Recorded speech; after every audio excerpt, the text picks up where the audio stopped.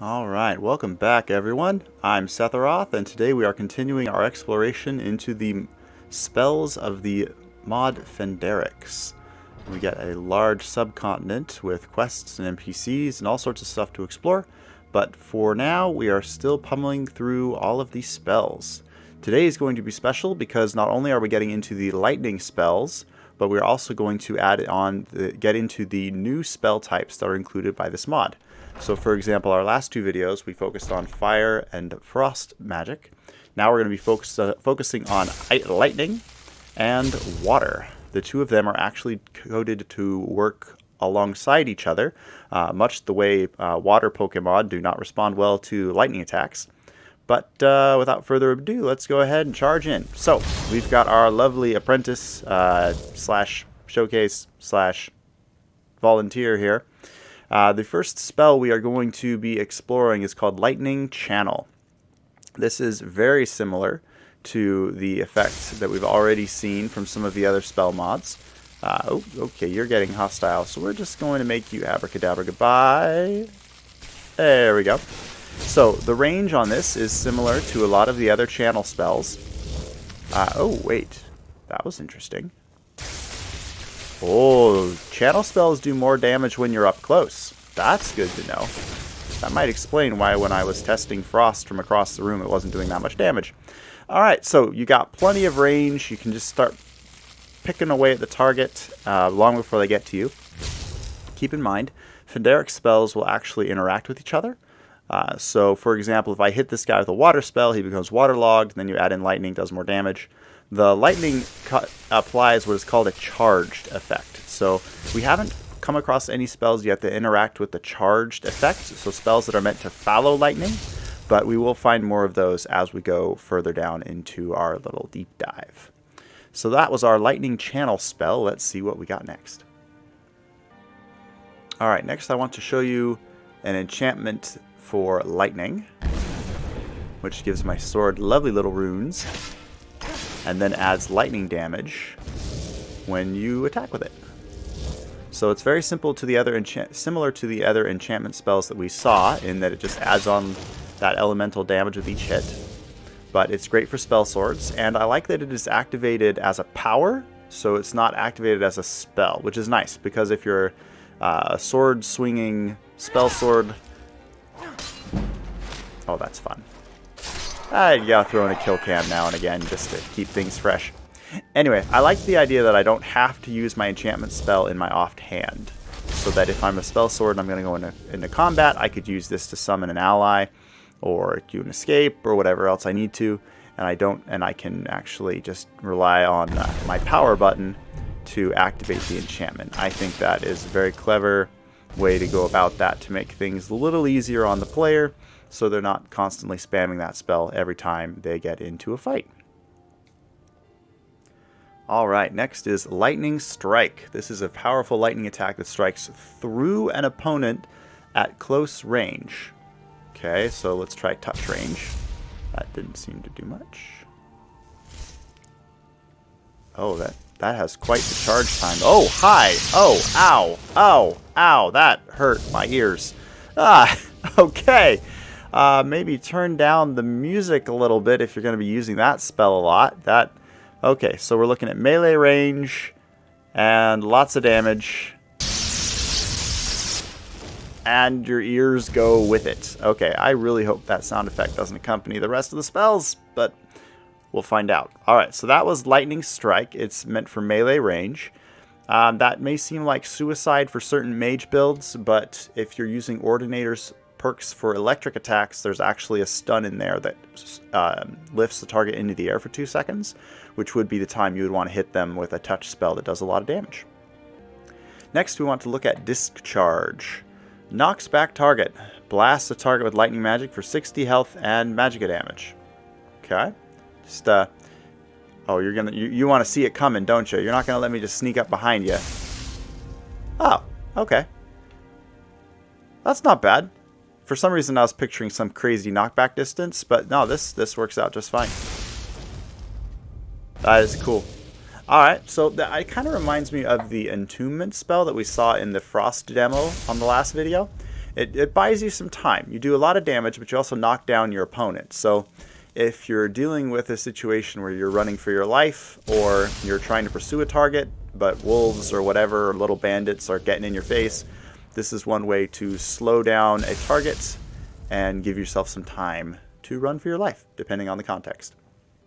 All right, now we're getting into the master level spells. So here we have Concussive Strike, and you probably already know what that's going to do if you've watched the other two videos. It's going to be very similar to what we've seen with Fire and Lightning. That was actually an interesting touch. So you noticed I hit him over here. The body, however, slid over here, and this is where the Concussive Strike happened. So keep in mind when you're using this spell, the corpse basically becomes a bomb. Wherever the corpse ends up is where all of that extra explosion is going to happen. So just keep that in mind. It's not based on the location the target was at when you hit. It's based on the location of the body. So, that means if you kill a scout outside of a village and then like Fusroda the body into the village or the camp, that could be pretty. Just throwing that out there for anyone that wants to try that. That could be, bodies become bombs. What more do you need? All right, last we have Lightning, the Charged K-Beam. Harness the devastating power of lightning to continuously shock the target. Okay, this is master level, and it's only one-handed. That's interesting. Oh, no, it's two. My mistake. Okay, well, hi there. That was fast. That did more damage more quickly than I expected. Wow, the explosion on that was huge.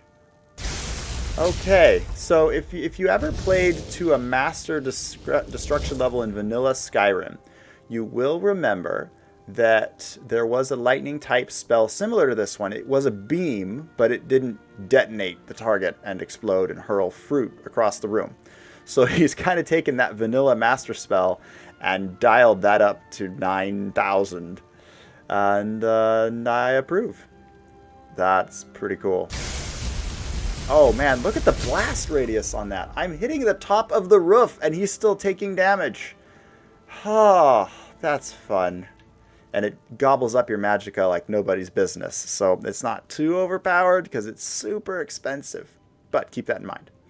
Alright, so as we can see, there are only a handful of lightning spells that are added by Phenderix. However, because lightning interacts so sharply with water, I figured I'd cover the water spells at the same time. So we're going to go ahead and use Lightning Channel because I need this guy to live long enough to show you what happens when you mix the spells. So water applies the waterlogged effect. And if the target is waterlogged and then is exposed to lightning, it does more damage. So we're going to test that out here. So this is the basic water spell, which apparently hurts a lot. Oh, geez. Okay. Wow, that was... I didn't expect like a geyser effect. Is that from the... that hurt me. Okay. All right, so... start over here. So this is called Liquid Orb. You blast the target for water damage and cause them to become waterlogged. And so we're going to waterlog the target and then hit it with electricity. So he's waterlogged, and then electricity finishes him off. Okay. Now we're going to combine that with some of the bigger water spells and see how we go from there. So then we have Hydro Touch. This is what we saw in an earlier video. Drench a target at close distance and cause them to become waterlogged. But it is a... I think this is a... Is this concentration? Yes. So it's definitely a touch spell. It does quite a bit of damage, but you have to be right in the touch range. If you're too far away, it won't work. But once you see the bubbles, that is your cue that it is time to electrocute that target. So watch for the bubbles, and then shoot the bubbles. Watch for bubbles, and then bubbles gotta die.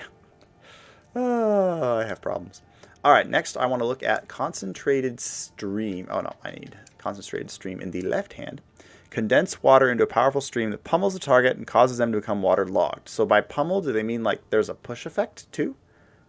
Maybe? I don't know. Wait a second. Which one's... Okay, that's my lightning. Alright, here's my water. Oh. Okay, so it just like... Oh, it's like a water saw. Have you guys ever seen that on like the industrial type videos where they... Whoa, that is fast. Okay. So I wonder if we might have to just dual cast it. Yep. Okay. Yep. So the condensed stream does a lot of damage. And yeah, if you've ever seen, they have these industrial saws where it's just water, no blade. Like the water is moving at Mach 2 and just tears through everything in its path. And I feel like that's what this is meant to do. Is it just...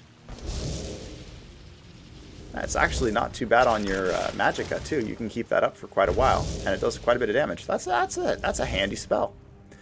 Yeah, but if he has enough health to survive, he'll get the bubbles. And then you hit him with the lightning.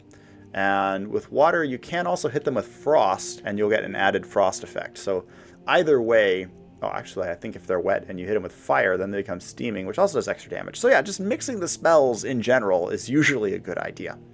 Last but not least, let's have a look at Geyser. This is the master level water spell.